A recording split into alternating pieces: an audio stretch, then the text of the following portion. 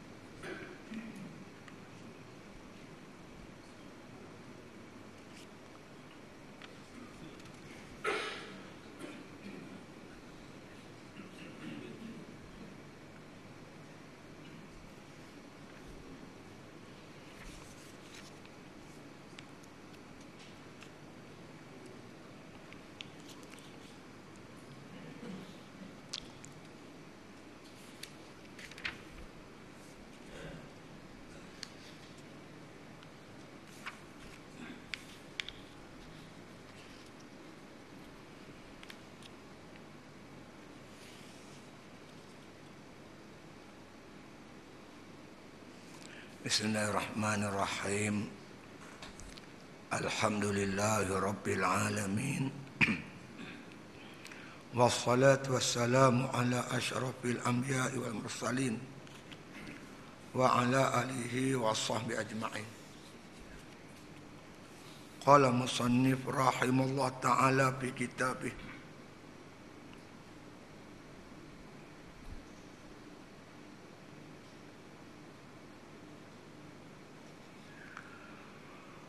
wa anna haqqahu fi ta'ati wajibun 'alal khalqi bi ijabati 'ala alsinati anbiya'ihi la bi mujarradil aqli walakinnahu ba'asar rusula wa zuhuru sadiqahum bil mu'jizati zahirah fabalaghu amarahu wa nahyuhu wa wa'dahu wa wa'iduhu fawajabu 'alal khalqi tasdiqahum fima ja'u bihi. Artinya dan bahwasanya hak Allah Ta'ala pada berbuat taat akan dia wajib atas makhluk, dengan diwajib akan dia oleh Allah Ta'ala atas lidah segala anbiya'nya alaihi salatu wassalam. Tiada dengan semata-mata akal, yakni wajib atas orang yang aqil baligh itu berbuat taat akan Allah Ta'ala, bukan hanya sekadar dengan diwajibkan oleh akal, tetapi adalah Allah Ta'ala itu membangkitkan akan segala Rasulnya dan menzahirkan ia akan benar mereka itu dengan dalil mu'jizat yang pada tangan segala mereka itu. Maka wajib mereka itu menyampaikan akan segala suruhan Allah Ta'ala itu dan akan segala yang ditegahkan itu kepada segala makhluk, dan menyampaikan apa yang dijanjikan oleh Allah Ta'ala akan barang yang disuruh, barang yang berbuat ibadat itu dengan syurga, dan dijanjikan akan orang yang berbuat maksiat itu dengan neraka.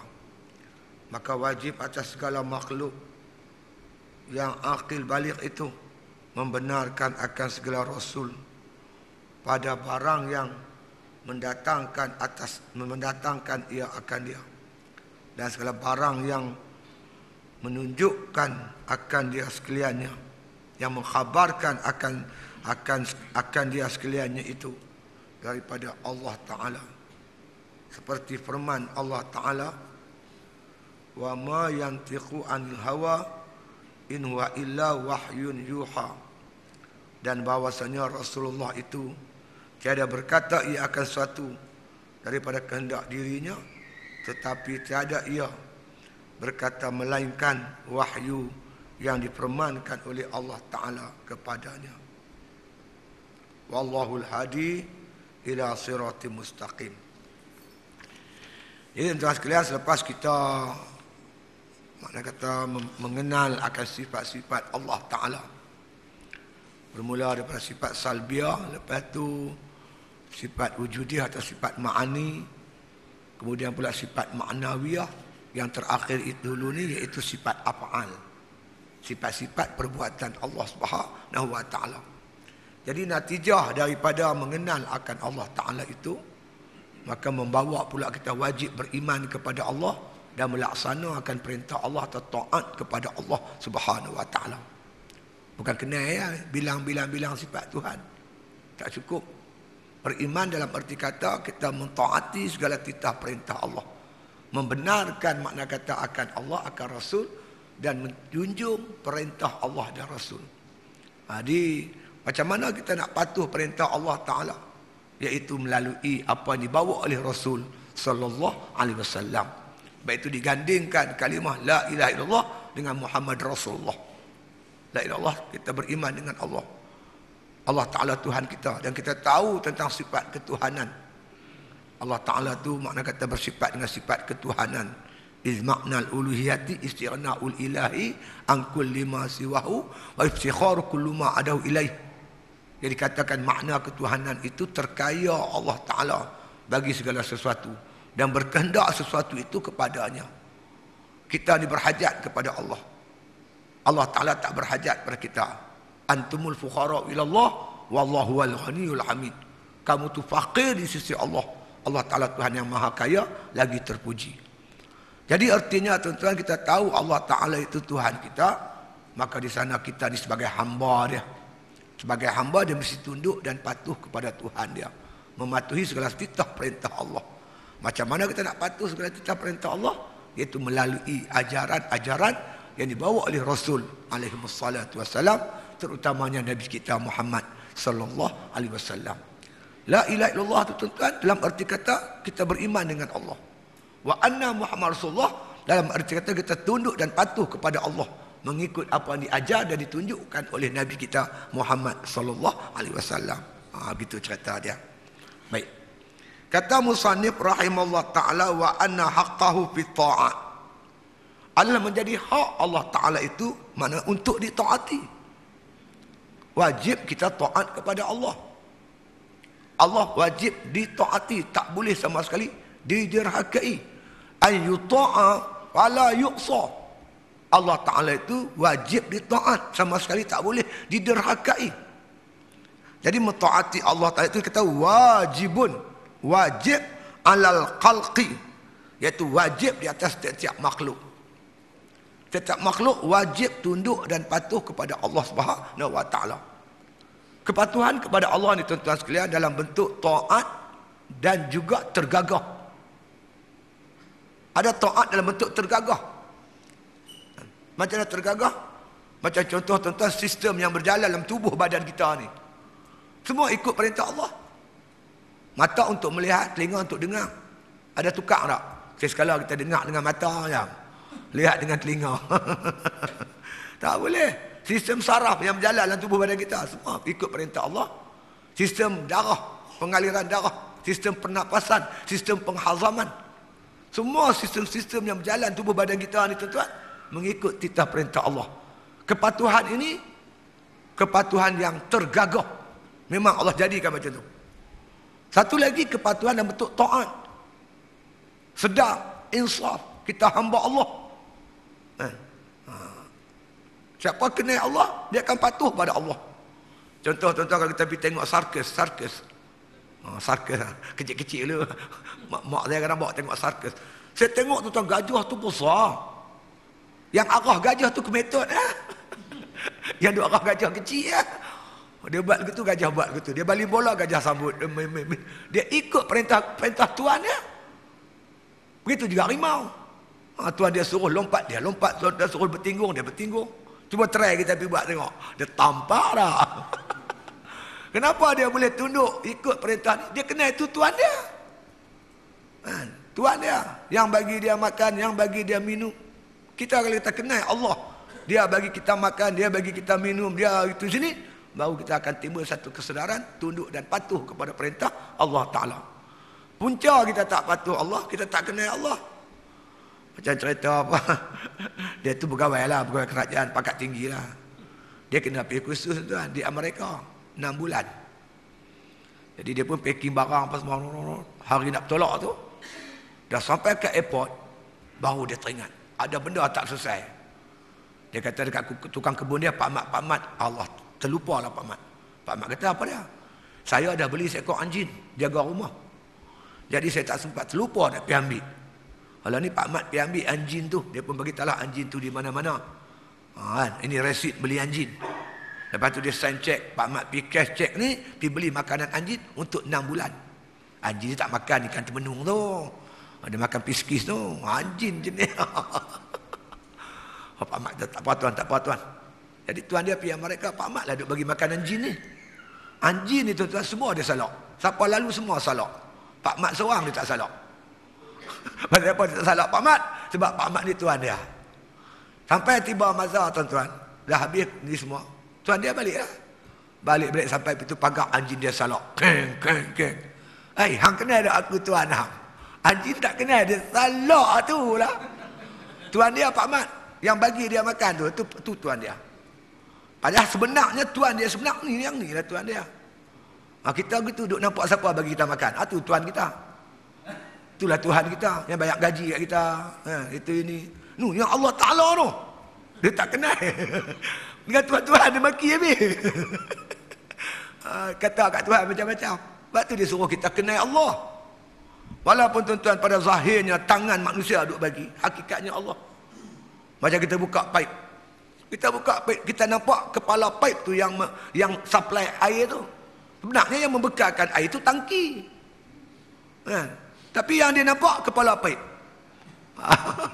Tapi kalau tangki kering, kepala pipe pun tak ada air. Itu cerita dah. Dia lupa bahawa yang membekalkan air tu tangki. Yang membekalkan rezeki itu Allah. Contoh bagi faham lah. Tak faham juga. Minum kabat, telan kabat, minum yang sejuk, cucuk pusat. Jadi beriak buluh. Dia maki semua, habis semua dia maki. Allah Rabbi ya Karim. Itu yang kata tak merdeka tu. Diperhambakan oleh hawa nafsu dan sebagainya.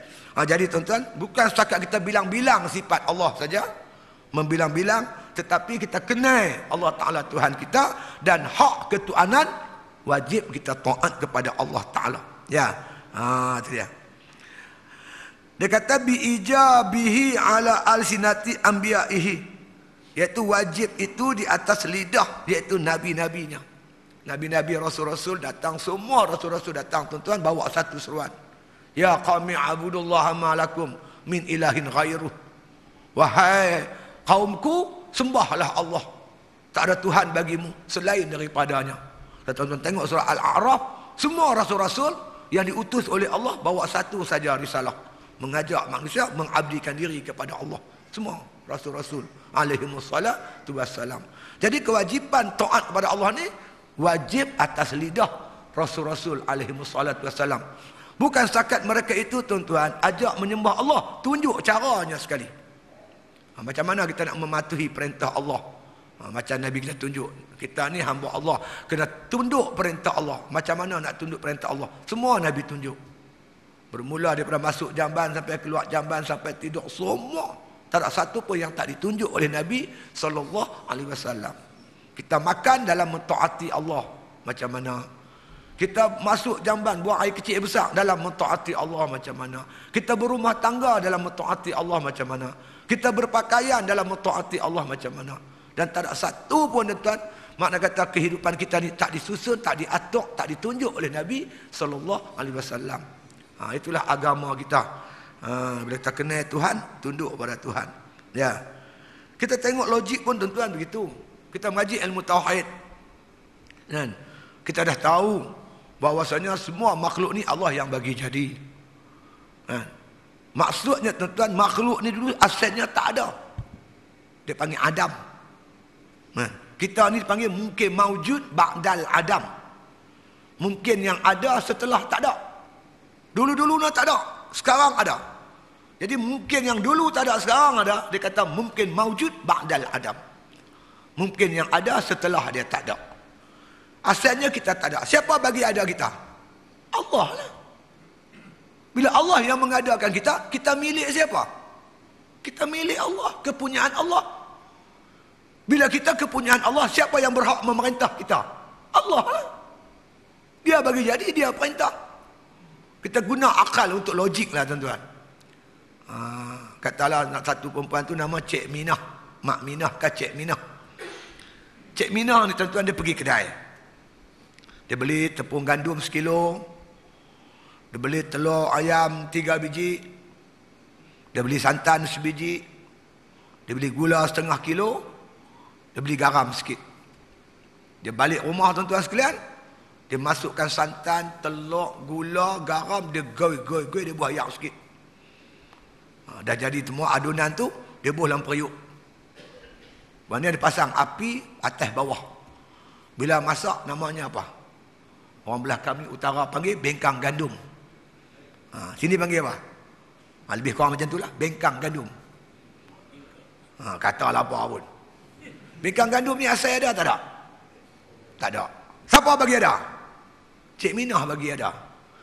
Jadi bila Cik Minah ni yang beli tepung, beli apa, dia yang masak, yang dia buat bengkang gandum. Bengkang gandum ni asalnya tak ada. Sekarang dah ada. Dalam ilmu tauhid dia panggil mungkin maujud ba'dal adam. Mungkin yang ada dulu tak ada. Yang mengadakan dia siapa? Cik Minah. Bila Cik Minah mengadakan bengkang gandum ni kepunyaan siapa? Cik Minah lah punya. Bila Cik Minah yang punya, siapa berhak memerintah kat atas dia? Nak potong ke, nipih ke, tebal ke, nak bagi ke orang ke, dia nak jual ke, dia nak makan sendiri ke, itu hak dia. Logik tak logik? Logik. Tiba-tiba dia potong tebal. Orang ni boleh komplain ke? Cik Minah, awak hampir potong tebal-tebal, aku punya pasal lah bengkal aku. Alhamdulillah pak. Lepas tu bengkang nak komplain dekat tuan dia, Cik Minah, awak lah potong aku nipih-nipih. Hang duk dia aku tak ajar mampu. Aku bagi jadi hang. Hang tu milik aku. Aku punya pasal lah perintah macam mana pun. Oleh kerana Allah yang menjadikan kita, kita milik dia. Ikut suka dia nak perintah. Laki-laki kah, perempuan kah? Dia nak bagi kita bangsa Melayu kah, bangsa apa kah? Nak bagi sakit kah, bagi sihat kah? Itu hak dia. Kita kena tunduk pada perintah dia. Tak boleh lawan. Kita bukan kuli Tuhan. Kuli tak apa tuan-tuan. Gaji tak cukup. Kita demonstrasi tak layan. Kita cari tokek lain. Tidak. Kita bukan kuli Tuhan. Kita hamba Tuhan. Jadi hamba. Yes. Okay. Alright. Tak boleh lebih. Sembahyang wajib. Yes sir. Hudud. Okay. Qisas. Alright. No tak ada. Innama kana qaulal mu'minina idza du'u ila Allah wa rasulih liyahkuma bainahum ay yaqulu sami'na wa ata'na. Hanya saja perkataan orang beriman bila diajak diseru berhukum dengan hukum yang diturunkan oleh Allah Taala, maka mereka kata kami dengar, kami taat. Yes, okay, alright. Itu dia. Tunduk dan patuh kepada perintah Allah. Wajib. Wajib ini di atas makna kata lidah Rasul alaihi wassalatu wassalam. La bi mujarradil aqli. Bukan wajib tu atas wajib akal. Bukan atas wajib akal. Dia wajib syar'i, wajib syarak. Ditunjuk oleh Nabi. Bukan akal. Kalau akal ni tuan-tuan, dia bab tunduk patuh ni dia tak boleh pakai akal. Dia kena pakai syarak.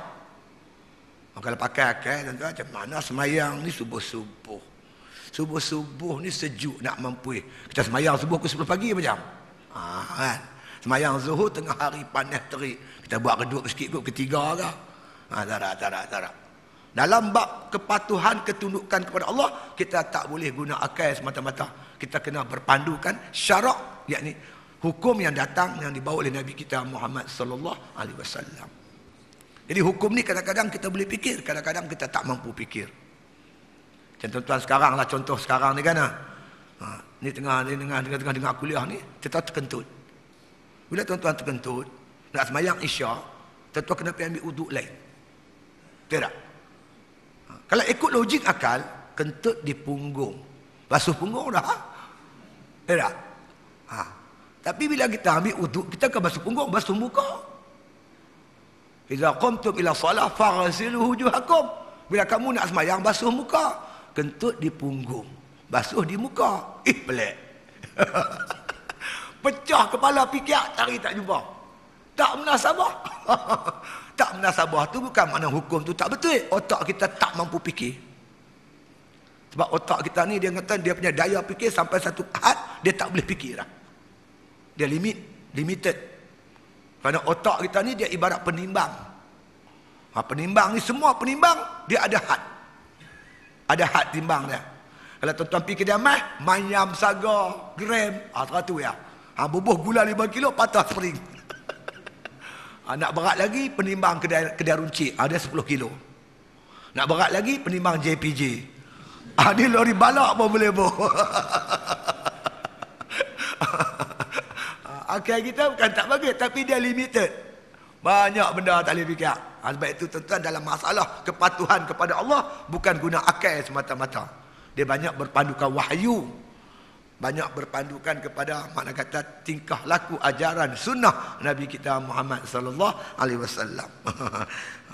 Nak guna akal jangan buat pasal. Ada yang pergi ceramah di Sandakan tuan-tuan. TLDM Sandakan. Saya bawa isu ni banyak juga macam pegawai tentera tu macam tak boleh nak terima. Akal kita ni bijak ustaz kata Tuhan bagi. Memanglah Tuhan bagi elok. Tapi bukan semua boleh fikir. Saya buat contoh, tuan-tuan sekarang saya kata, tuan-tuan tahu tak malam ni nak lena pukul berapa? Nak tidur berapa? Malam ni nak lena betul-betul ya punya. Hang tengok aku tengok hang. Tak tahu ustaz ni tak. Nak lena bukan tak tahu pukul berapa? Tak tahu ustaz tahu ke? Aku pun tak tahu. Ada tak ustaz soalan yang rendah sikit pada tu? Saya kata nak rendah lagi ada. Apa dia? Malam tadi tuan-tuan tidur pukul berapa? Saya tahu dia kata. Tuan tidur pukul berapa? Saya tidur pukul 11. Mana tuan boleh tahu tuan tidur pukul 11? Saya tengok jam dia kata. Kalau tuan tengok jam, tuan tak tidur lagi. Mana tengok jam tidur? Betul juga dia kata. Mengaku banyak benda kita tak tahu. Antum ta'lamu amillah. Kamu kan yang tahu, aku yang tahu. Tuan tanya tak? Jadi baik itu tuan-tuan, hukum syarak ini ruang, ini kuasa Allah untuk mengatur hukum. Kita kena tunduk dan kita wajib yakin tuan-tuan. Merupakan satu akidah keyakinan apa saja yang Tuhan perintah baik untuk kita. Apa saja yang Tuhan larang kalau kita tinggal baik untuk kita. Kalau kita buat rosak untuk kita. Ini yang dikatakan dalam ayat wa ma arsalnaka illa rahmatan lil alamin. Tidak kami utuskan kau Muhammad melainkan rahmat untuk sekalian alam. Apa Nabi bawa semua rahmat. Kan? Disebut juga oleh para alim ulama. Dia kata inna syari'ata kullaha masalih imma darul mafasid au jalbul masalih. Sesungguhnya syariat Allah tu semua membawa masalah, bawa kebaikan. Sama ada dia menghalang rosak atau dia heret kita ke arah kebaikan. Kita wajib yakin. Cuma kadang-kadang kita tak sampai fikiran, bukan makna kata benda tu tak betul, kita tak dapat nak jangkau dengan pemikiran kita, itu saja. Sebab itu dia kata wajib di sini bukan wajib akal tapi wajib syar'i. Walakinnahu ba'asar rusula. Dan sesungguhnya dibangkitkan rasul-rasul alaihimus salatu wassalam. Banyak rasul ni tuan-tuan. Katanya dalam hadis 313 itu rasul. Tapi sebelum mereka jadi rasul, mereka jadi nabi. Nabi ni bilangan dia tuan-tuan katanya dalam hadis 124,000. Kalau bahasa lama-lama lah, kitab lama dia kata segeti 2 laksa 4,000.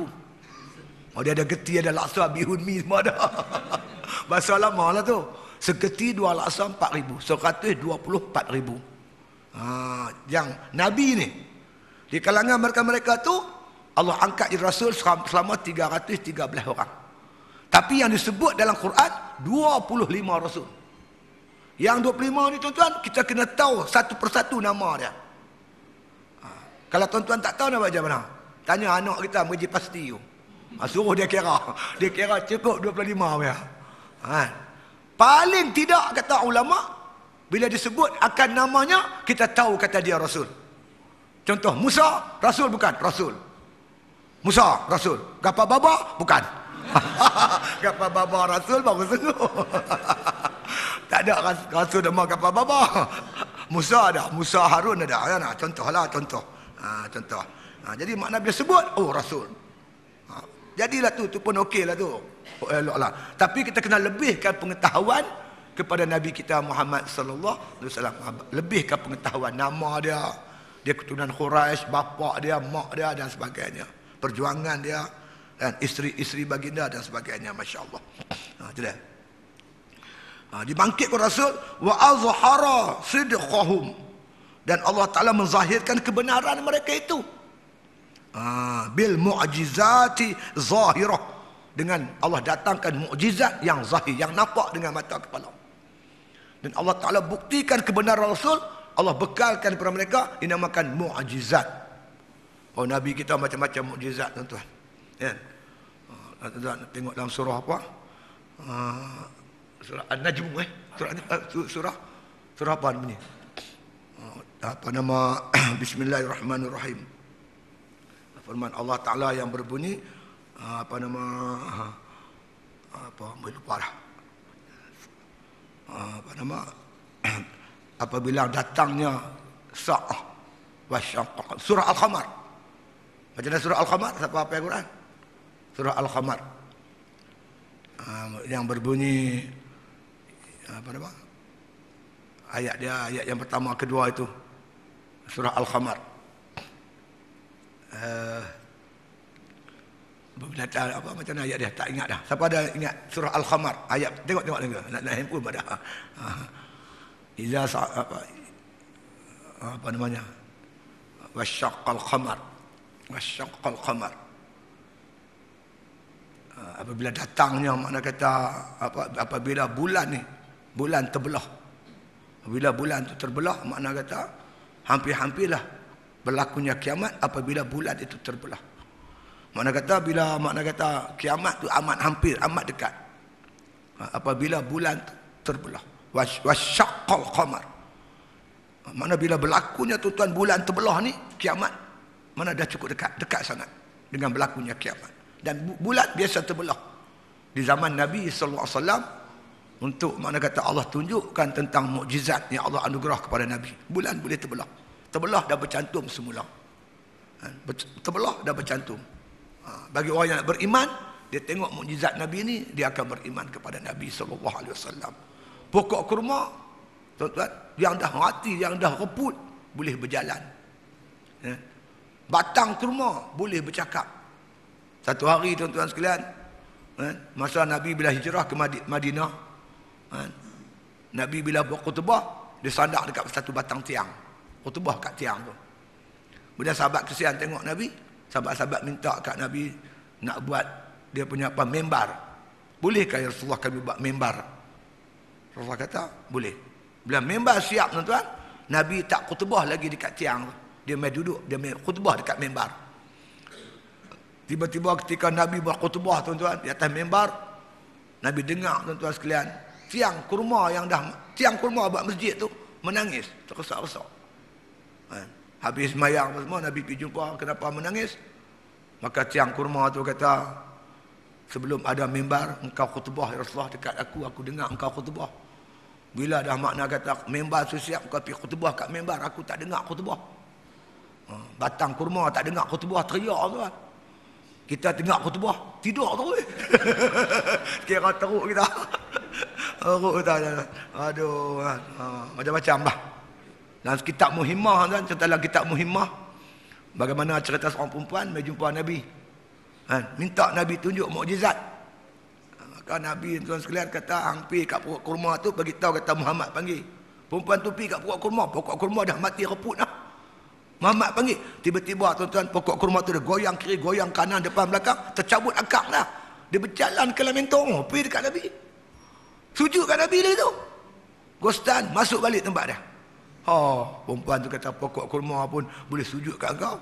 Maka aku kalau boleh lepas semayang, aku nak sujud. Nabi kata tak boleh seorang makhluk sujud pada makhluk yang lain, tak boleh. Melainkan sujud pada Allah. Kalau bolehlah satu makhluk manusia sujud pada manusia lain, aku perintah isteri-isteri sujud pada suami dia. untuk menunaikan hak-hak suami mereka itu. Nak ceritanya tu macam-macam mukjizat. Tapi mukjizat yang terbesar ialah kitab suci Al-Quranul Karim yang kekal sampai hari ini. Ayat tadi, iqtarabatis sa'ah wa insyaqqal qamar. Hampir-hampirlah berlaku kiamat. Apabila bulan terbelah. Memang bulan terbelah. Saya baca satu artikel, betul tak betul tak tahu. Artikel tu ada orang tulis, makna kata satu forum di England masa tu. Forum ni tuan-tuan sekalian berkaitan dengan bulan. Ketiga-tiga ahli panel yang menyertai forum tu semua bekas angkasawan Amerika. Soalan yang diacukan oleh tuan-tuan moderator hari itu, dia kata, apakah sebenar tujuan Amerika pergi ke bulan? Apakah untuk memacak bendera Amerika ya?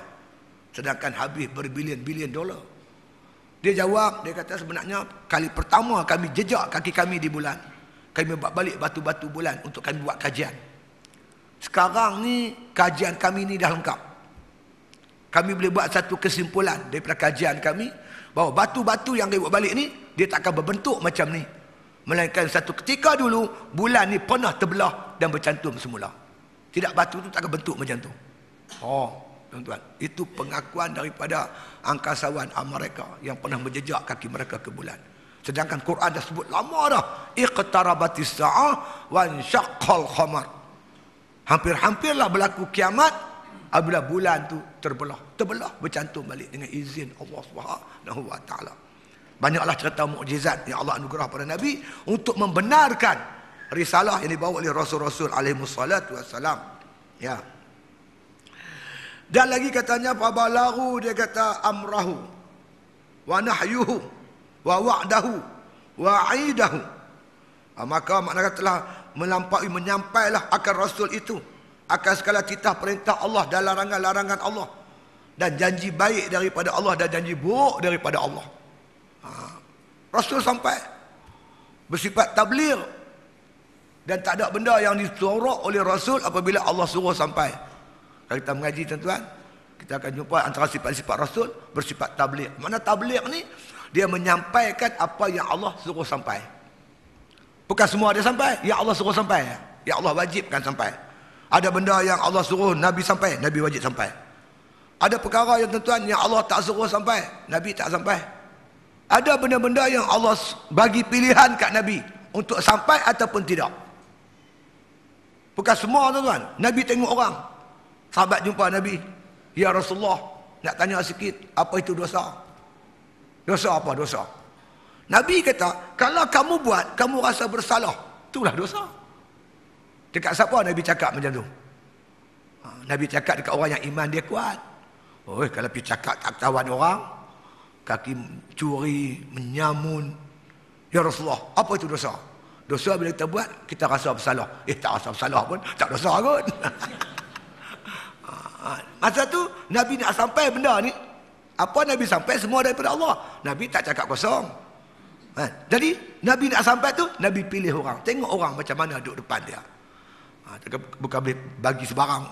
Ada perkara yang Allah suruh sampai, Nabi sampai. Macam peristiwa Isra' Mi'raj, Nabi sampai. Tak kira siapa, Nabi sampai.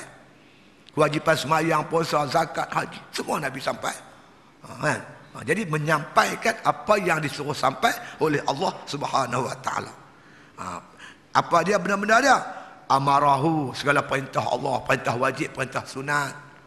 Wa nahyuhu, larangan Allah, haram dan makruh. Itu dia.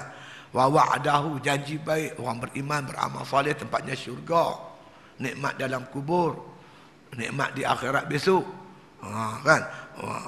Batu wa'idahu, dan juga janji neraka, azab dalam kubur, azab di padang mahsyar dan sebagainya. Nabi sampai satu-satu. Dan wajib kita beriman dengan apa dibawa oleh Rasul. Nabi kata, wallazi nafsu Muhammadin biyadih la yasma'u bi ahadun min hazihil ummah yahudiyyun wala nasraniyyun summa yamut walam yu'min billazi ursiltu bihi illa kana min ashabin nar. Demi jiwa Muhammad di tangan Allah, tak seorang pun kalangan umat ini yang pernah dengar nama aku kemudian dia mati dalam keadaan tidak percaya dengan risalah yang aku bawa, melainkan dia penghuni api neraka.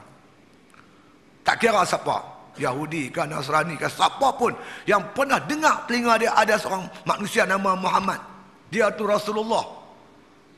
Orang yang pernah dengar nama Muhammad mati dalam keadaan tak percaya ajaran Nabi, tempat dia neraka. Sebab itu tuan-tuan, Dr. Abdul Karim Zaidan, pengarang kitab Usul Dakwah, dia bagi contoh yang cukup mudah kita faham. Apakah sebenarnya yang dikata beriman dengan Rasul? Beriman ni percaya. Percaya kat Rasul macam mana? Dia kata percaya kepada Rasul macam percaya pada doktor. Dia buat contoh percaya kat doktor. Kita rasa badan tak selesa, badan rasa lemah, kan? Kita berjalan kaki mula rasa sakit, kencing tak puas, kan? Lepas tu badan tak bertenaga. Kalau luka dia payah baik. Hai, kita kata awak lah kena kat aku ni. Kita pergi jumpa doktor. Katalah doktor tu namanya Doktor Saleh. Doktor Saleh. Cek. Dia pun tengok mata kita, tengok habis-habis. Dia minta darah kita. Dia ambil darah kita, dia test tengok. Dia kata, pakcik ni ada kencing manis ni pakcik. Saya test tadi ni. Tinggi pakcik. Berapa? 20. Tu buka. Allah. Dia kata, saya tak tahu saya ada kencing manis. Kata kawan ni. Macam mana doktor? Beginilah pakcik. Saya bagi ubat, balik makan insyaAllah. Tapi kena pantang. Jangan ambil gula berlebih-lebihan. Sekarang ni, cik, musim buah kayu. Kalau boleh durian jangan makan. Durian ni kandungan gula dia tinggi. Kata doktor ni, contohlah. Tu ke doktor? Baiklah. Dia pun ambil ubat, dia balik rumah. Duduk melengung. Dia anjur rumah menung. Tiba-tiba tuan-tuan, masuk kereta kanci. Pon. Buka pintu, tengok Pak Mentua. Pak Mentua main pada batu kurau.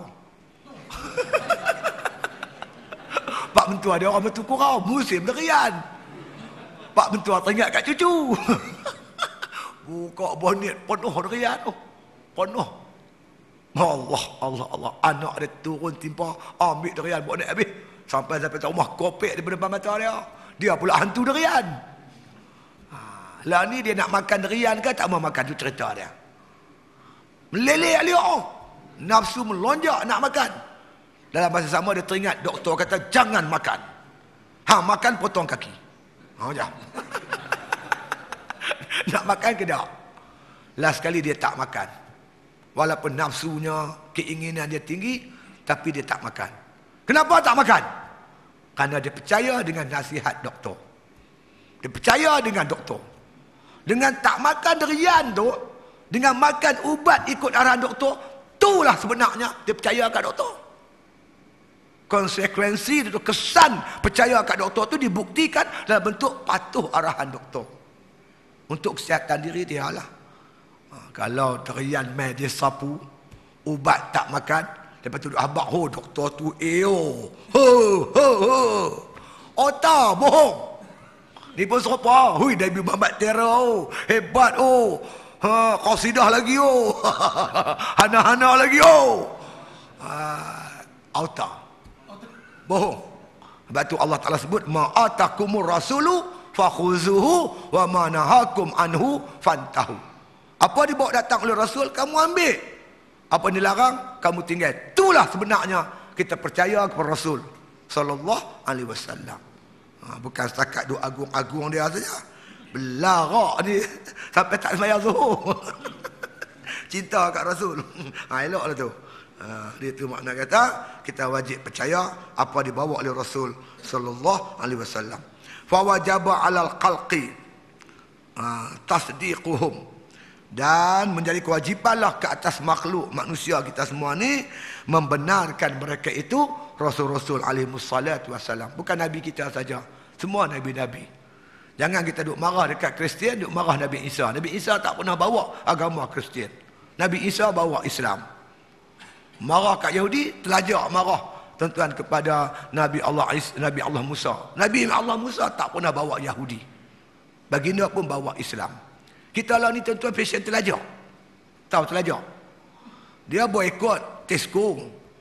Lepas tu dia boykot KFC. Dia boykot McDonald. Dia terlajak boykot masjid tu pun. Dengan masjid-masjid dia boykot. Oh, banyak orang minta maaf ustaz, tak boleh mula kuliah lagi. Awat, orang tak ada, dia pun boykot masjid. Hampa terlajak boykot, dia kata. Masjid pun kena boykot. Apa? Boykot apa McDonald dah lah. Dia terlajak sampai masjid dia boykot. Allah, kesian masjid.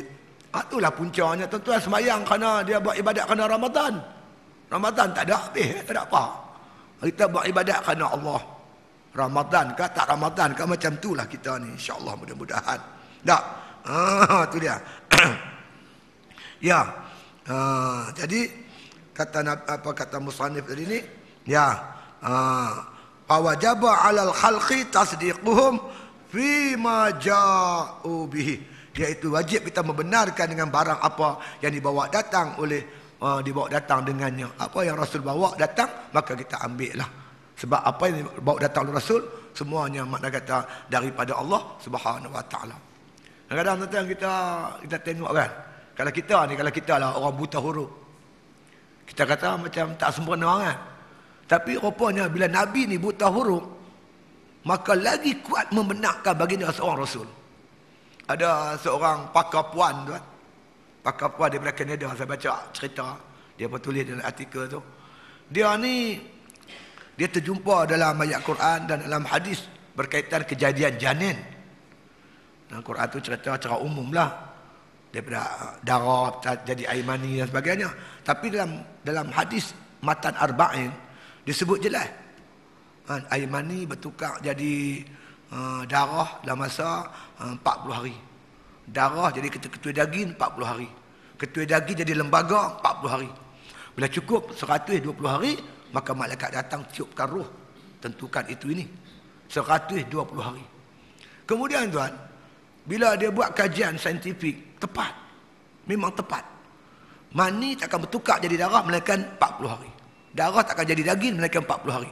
Daging takkan jadi lembaga melainkan 40 hari. Yang dia pelik tu macam mana Nabi Muhammad boleh sebut benda ni? Sedangkan zaman Nabi belum ada lagi pusat-pusat pengajian berkaitan dengan benda ni. Tak ada universiti apa semua, tak ada. Dan Nabi pula, dia bukan duk pergi merayau, pergi rata-rata melancur semua, tak ada. Sekali je pak menakan dia bawa. Ketika Khadijah pun dia pergi berniaga, dia tak ada didengar dia pergi mengaji kat siapa-siapa. Bahkan yang lebih pelik lagi, Nabi tak reti baca.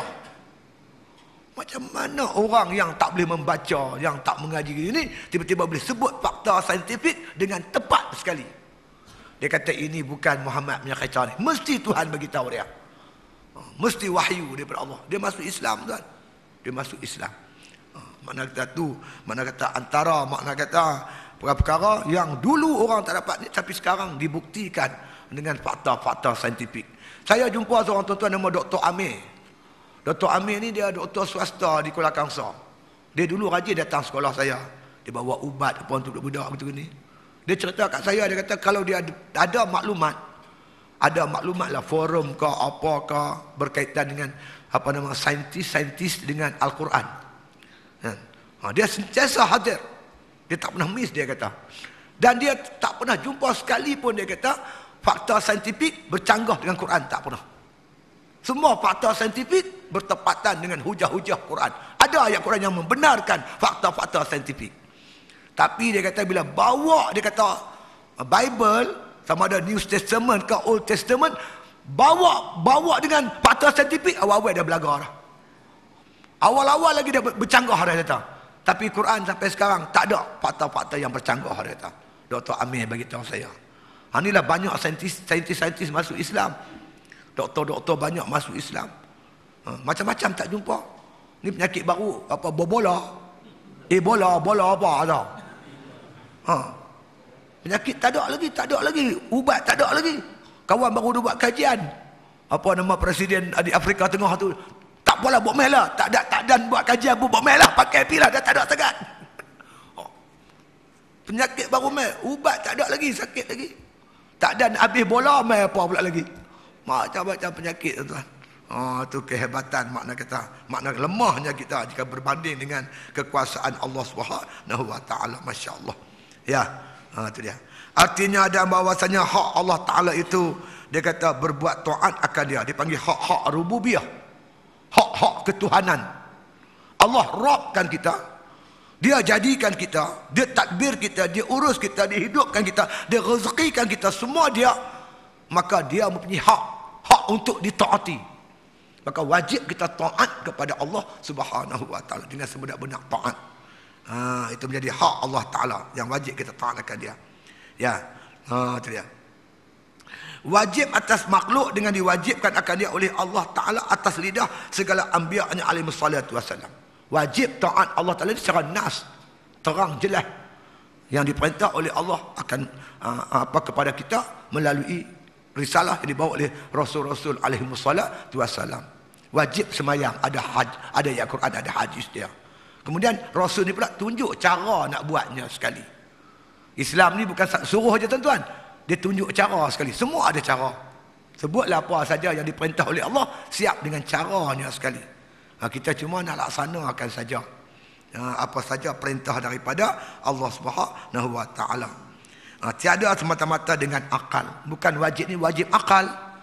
Bukan kita guna akal nak sembahyang pakai akal dak. Guna wahyu. Apa kita nak buat kena pakai wahyu. Bukan guna akal semata-mata. Yakni wajib atas orang yang akil dan baligh itu, yakni berbuat taat akan Allah Ta'ala.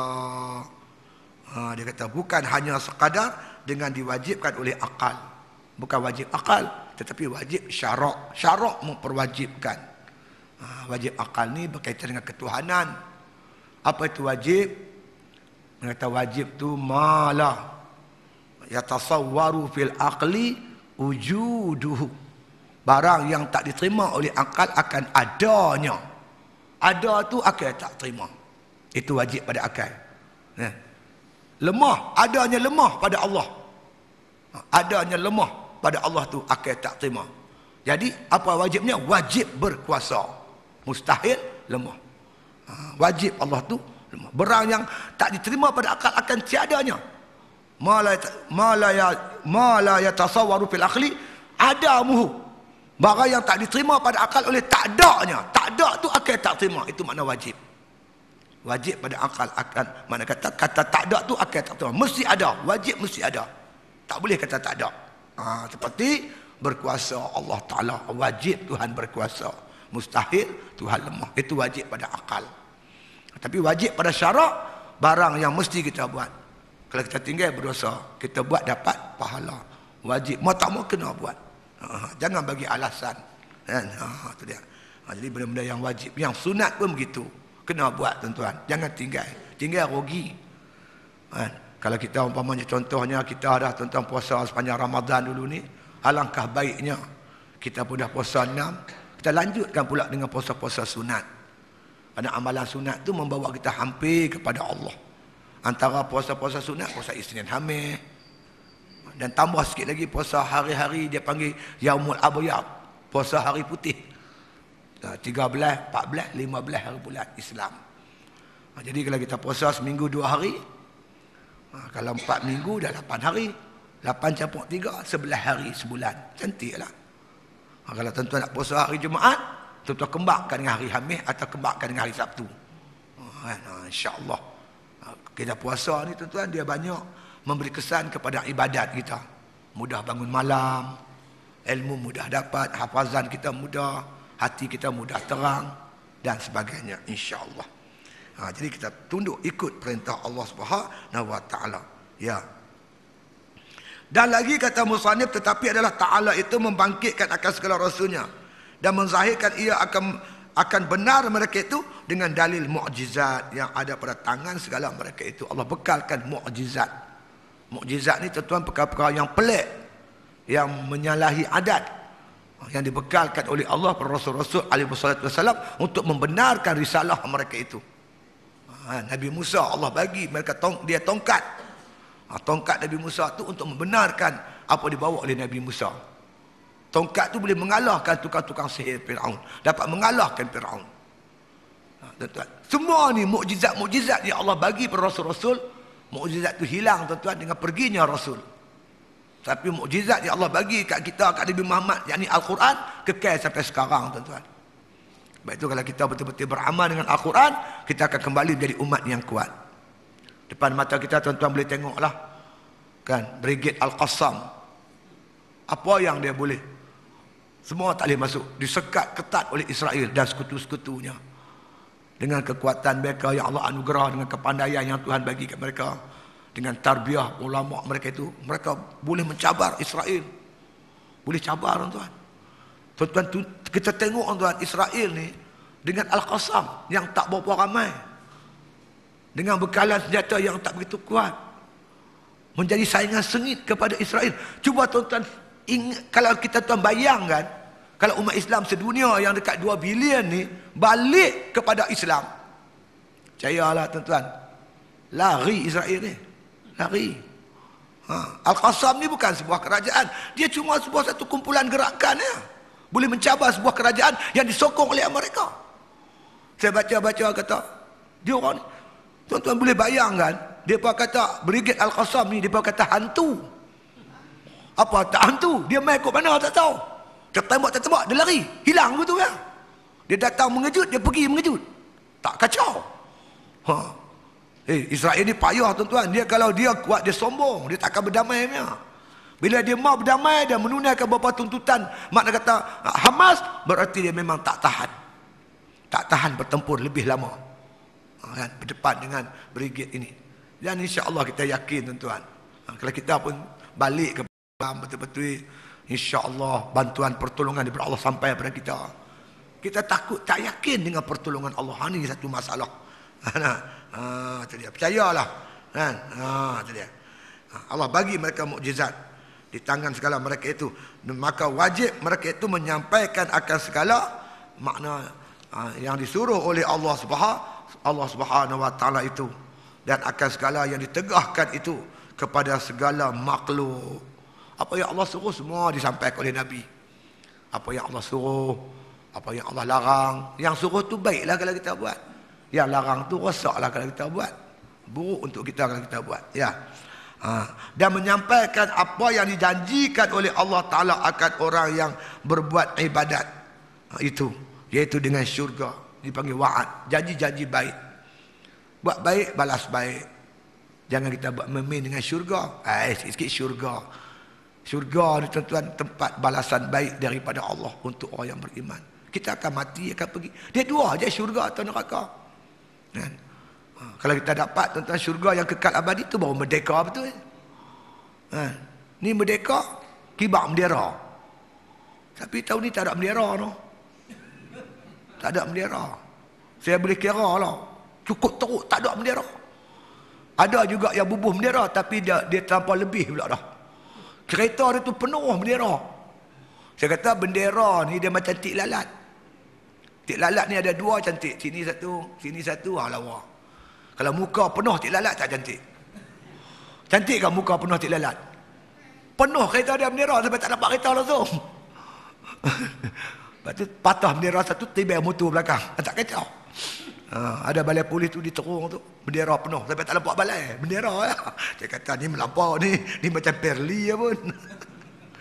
Tapi lah tuan-tuan sebut bab merdeka ni, saya tengok Malaysia ni antara negara yang pelik sikit lah.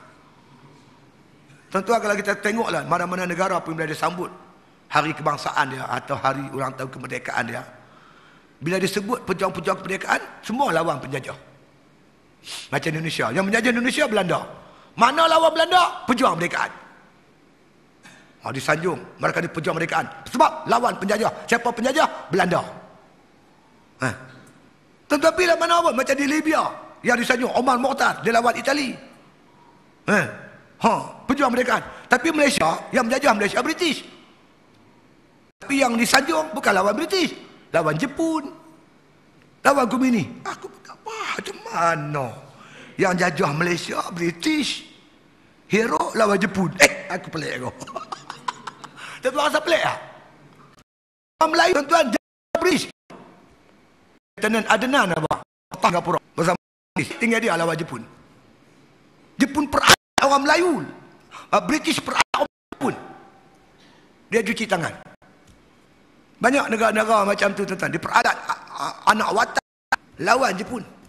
Bukan makna saya nak suruh jadi lah. Tapi fakta sejarah tu jadi macam mana? Macam Thailand, dia tak sambut hari merdeka sebab dia tak ada siapa jajah dia. Dia tak pernah dijajah. Thailand negara yang tak pernah dijajah. Ini bersama-sama tentera British lawan komunis. Komunis lawan British. Kita lawan komunis. Aku tak faham jadi macam mana tu. Dia jadi pelik sikit. Fakta sejarah kita cukup pelik sikit. Orang lawan British macam di Pahang, Datuk Bahaman Kilau. Macam di Kelantan, Tok Jagut. Macam di di Terengganu, Tuan Guru Haji Abdul Rahman. Macam di Perak, tuan-tuan, Datuk Maharaja Lela yang digantung di Petang, Port Well. Jalan nak pergi Port Well tu. Kalau tuan-tuan sampai Simpang 4, Taiping tu, belah kanan masuk Taiping, kiri dia tulis Port Well. Tuan-tuan jalan terus, lepas daripada Lebuh Raya bawah dia naik jambatan ke atas, pun turun di situlah digantungnya Datuk Maharaja Lela. Ada seorang tuan-tuan, dia bekas pegawai museum negeri Perak, dia tunjuk kat saya tempat Datuk Majala digantung. Kuntum digantung. Orang Pasir Salak lawan British. Inilah perjuangan mereka. Mana lawan orang putih itulah inilah. Tapi orang yang bekerja seperti Tengku Rahman. Tengku Rahman ni ketika negara dijajah, dia DO baling. Mereka ni bekerja, mereka jadi kaki tangan kerajaan, kaki tangan British. Semua ni yang disebut-sebut tu semua kaki tangan British semua. Dia pula diangkat pejuang kemerdekaan. Yang masuk penjara seperti mana Pak Sako, Iswak Haji Muhammad, Bustam. Kami di Perak tuan-tuan seperti mana Bakar Abakir, Maraingkok tuan-tuan. Bukan pejuang kemerdekaan, ini gulungan kiri dia panggil. Yang lawan British kiri, yang tak lawan British kanan. Ini pejuang kemerdekaan. Faham macam mana tuan-tuan? Sebab saya pun distinction sejarah ni. Saya dapat STPM cuma tak pergi universiti lah. Saya pergi pondok. Itu SPM dapat satu, saya minat sejarah. Tapi sejarah kan saya baca dulu lain. Lah ni dia jadi kat mana aku pun tak faham. Pening. Sejarah pun dia tipu. Jadi UMNO pejuang kemerdekaan. Mana ada UMNO pejuang kemerdekaan? UMNO Pak Iyek British ya. Betul tuan, baru British. Lari dah kita. Betul. Ya tu yang tak apa pasal benda. Jadi kita ni tentang baca sejarah pelik. Pejuang kemerdekaan ni mula-mula lawan penjajah tuan-tuan. Kalau ada orang Jawa sini malam ni, orang Jawa antara yang hebat lawan British namanya Mana Yusuf ni tuan, dia baca kitab, tuan tahu dia baca kitab apa? Dia baca kitab Amir Hamzah. Bakar semangat mujahid Melaka lawan British, lawan Portugis.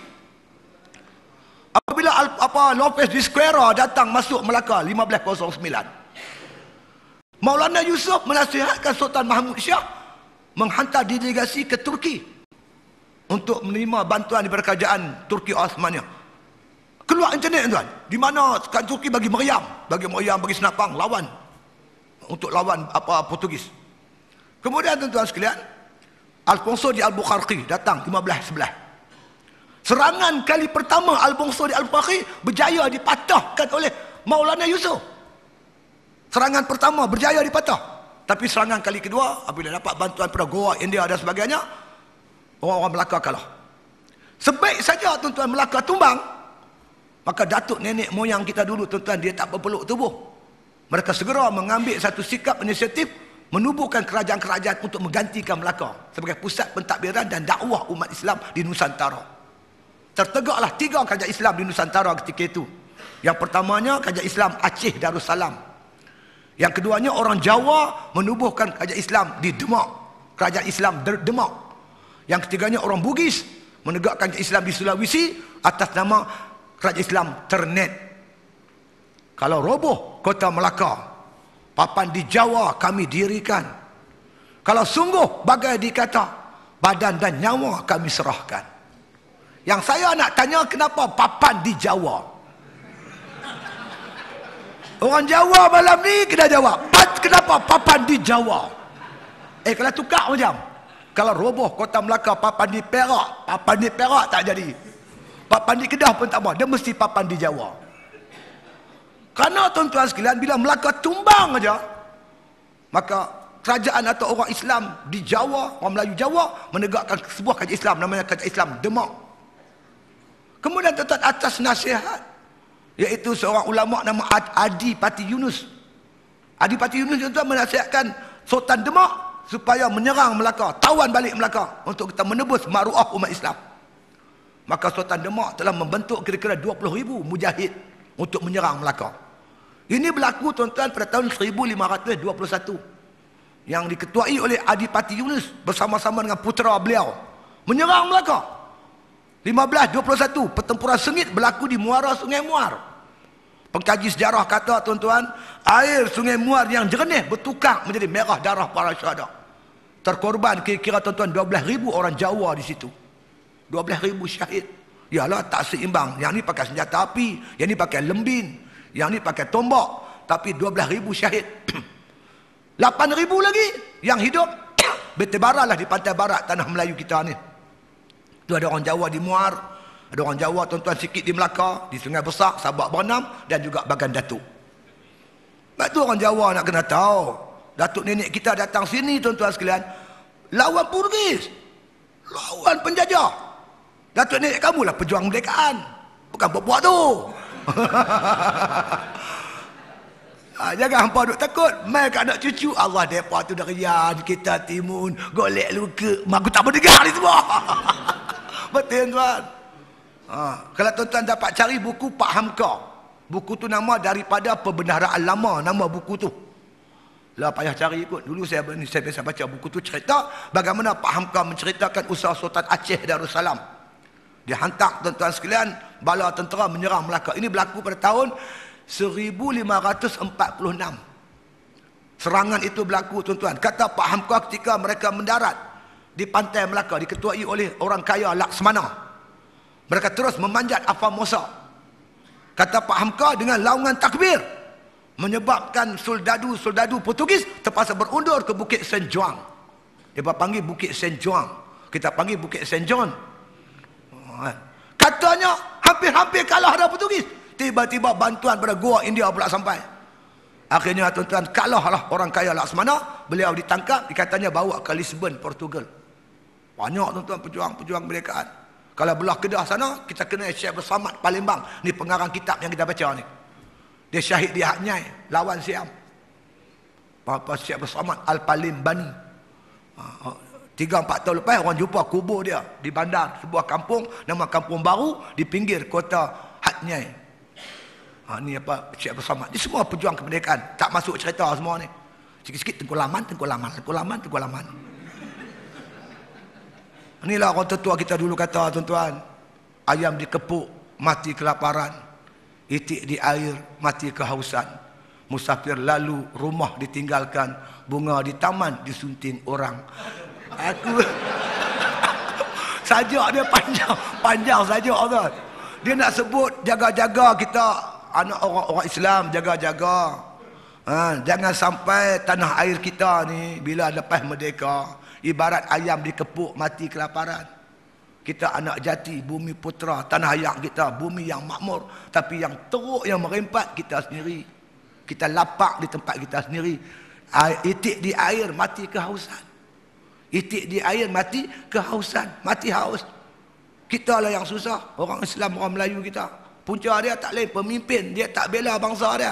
Dia kira perut dia, ini punca dia. Jaga-jaga, kata pemimpin zaman dulu. Kemudian disebut lagi tuan-tuan sekalian. Musafir lalu, rumah ditinggalkan. Tahu musafir? Saya musafir. Mari nak mengajak, saya nak balik Saya ada rumah saya dekat Batu Hampak Beruai tu. Tapi tuan-tuan sanggup tinggal rumah kepada musafir. Ustaz mainlah rumah saya Ustaz. Ustaz ambil rumah saya ni. Dak makcik saya musafir, saya nak balik. Allah, tak usahlah balik. Ustaz tak sudi kan saya nak bagi rumah saya ni. Makcik, kalau makcik bagi rumah makcik nak duduk mana? Makcik tidur bawah pokok rambutan pun tak apa. Bodoh tak bodoh? Musafir, jihin, haisan, musafir. Dia lalu je. Nak lombong biji. Kita lebih. Allah duduklah sini jadi warga negara sini. Allah tak sudi kau. Kita abang adik bodoh. Orang India musafir, dia main menoreh kita. Buat dia kereta api, buat jalan raya. Allah duduklah kita supaya alih abang. Bodoh. Ni musafir lalu rumah ditinggalkan. Bukan kita kata apa, dia orang cerdik, tak apa. Kita tak nafi dia cerdik. Yang kita ni bodoh. Bila kita bodoh, lawan berkawan dengan orang cerdik, si bodoh jadi makanan si cerdik. Tidak? Kita tak boleh salah dia cerdik. Kita salah kita bodoh. Pemimpin kita bodoh. Duduk belakang basikal. Kita kayuh. Naik bukit. Gon. Orang panggil gon. Naik bukit. Masa naik tu pecah peluh. Bercerah-cerah peluh. Masa berjuang kemerdekaan, yang mati siapa dia? Yang kena tangkap siapa, kena bunuh siapa, kena penjara siapa? Semua kita. Tu naik bukit tu. Sampai puncak bukit. Kawan belakang cuit. Kawan kasih gua kayuh. Dia nak kayuh pasal nak turun bukit. Yang kita bodoh. Aku dah kata ada, mereka ni bagus, hampa tak percaya. Tengok, dia tengok aku teruk, dia nak kayuh. Yang dia nak kayuh pasal turun bukit. Hang tak perasan. Orang tegur tak mau percaya. Dia kata bagus juga. Bagi kawan ni kayuh. Dia kayuh 2 kali tu dia, wah banyak laju. Lajulah turun bukit.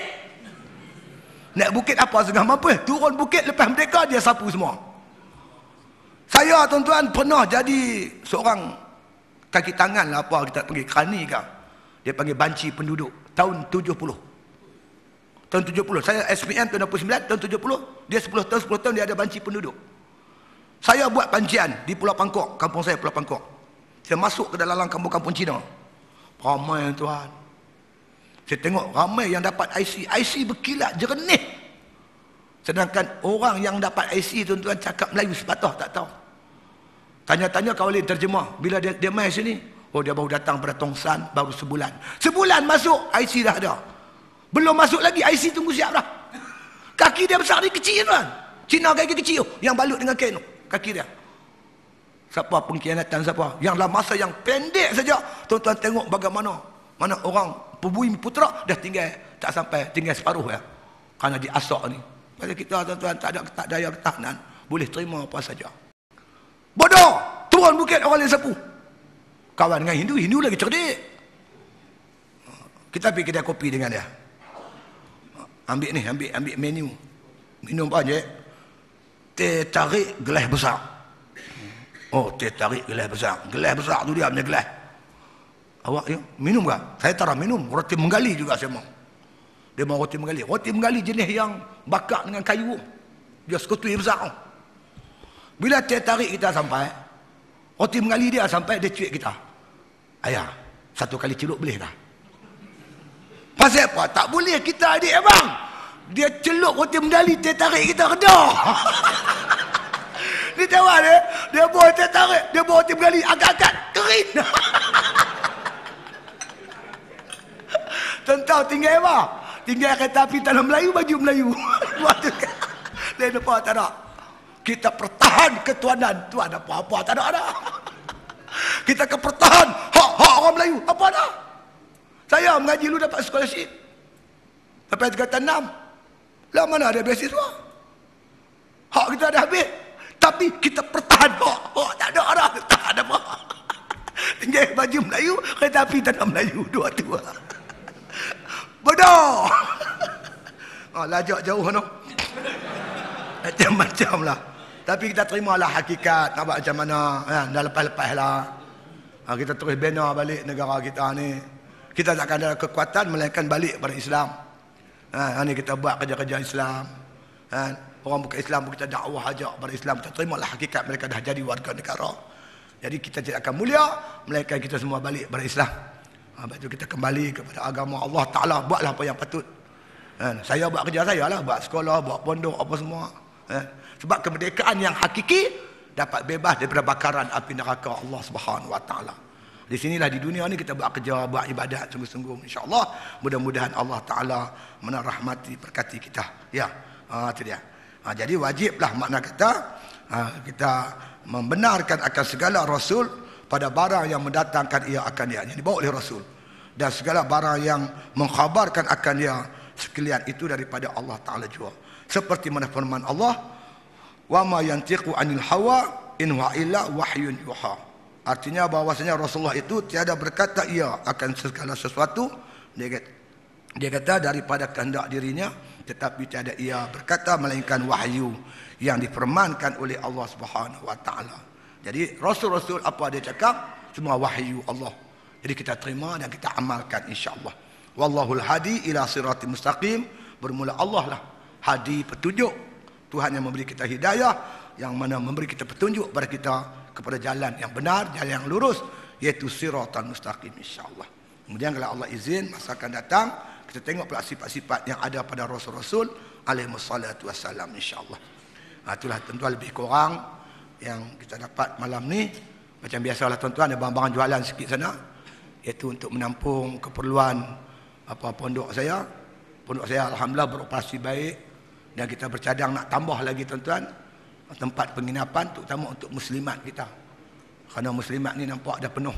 Yang ada ni dah penuh, kita nak tambah lagi insya-Allah. Di sumbangan tuan-tuan tu saya jadikan wakaf untuk kita buatkan siapan tang kelola hari ni tuan-tuan yang berat sangat ni bil api ya. Bil api ni pasal apa mahal aku pun tak tahu. Saya mula-mula kat pondok lu 1,000 ya sebulan. Tahun depan 3,000. Tahun ni dah naik sampai 4,000. 4,000 sebulan bil api. Saya pergi jumpa dekat tu Tenaga Nasional tu. Awak mahal sangat ni. Dah naik ustaz. Tarif dah naik. Tak dengar cerita naik pun, tak naik ya. Kami semua mengaji kitab hikam. Kitab hikam ni kita kena jadi ahli sufi. Tak boleh bisi-bisi riak. Kena ikhlas. Naik tengah-tengah. Aduh, aku pening. Oh, apalah. Itulah barang-barang jualan yang saya bawa tu. Ada yang kita buat sendiri. Ada yang kita packing. Ada semualah macam-macam insya-Allah.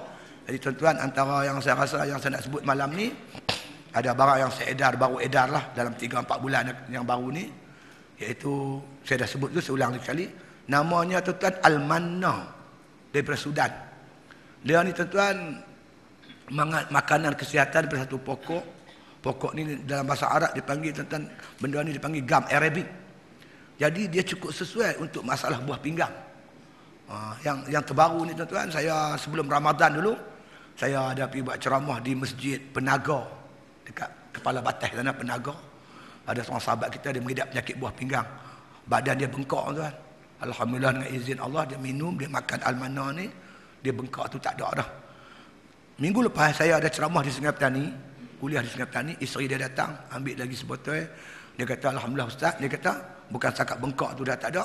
Suami dia sebelum ni dia cuci buah pinggang seminggu 3 kali. Sekarang ni dia kata cukup dengan 2 kali dah cukup, dia kata.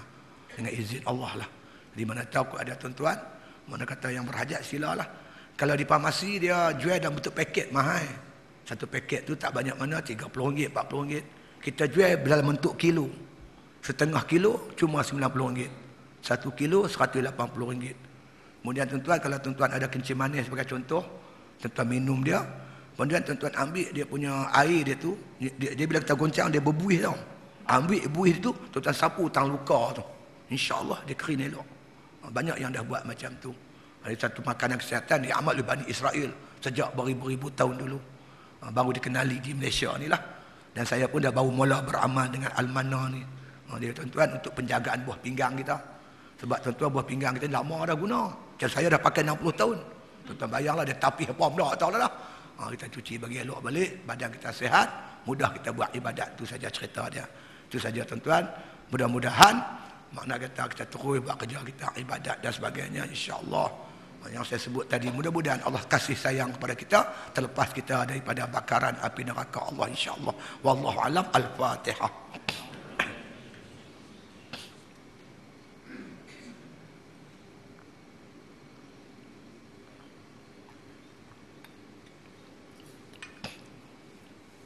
Bismillahirrahmanirrahim. Alhamdulillahirabbil alamin. Salatu wassalamu ala asyrafil anbiya'i wal mursalin wa ala alihi wa sahbihi ajma'in. اللهم إنك تعلم أن هذه القلوب قد اجتمعت على محبتك والتقت على طاعتك وتوحدت على دعوتك وتعاهدت على نصرة شريعتك فسق اللهم رابطتها وأدمتها واهدها سبلها واملأها بنورك الذي لا يقب واشره صدورها بفيض الإيمان بك وجميل التوكل عليك وحيها بمعرفتك ومثال الشهادة في سبيلك إنك نعم المولى ونعم النصير اللهم أرنا الحق حقا وارزقنا اتباعه أرنا الباطل باطلا وارزقنا اجتنابه صلى الله على خير خلقه محمد وعلى آله وصحبه وسلم والحمد لله بالعالمين. Takbir.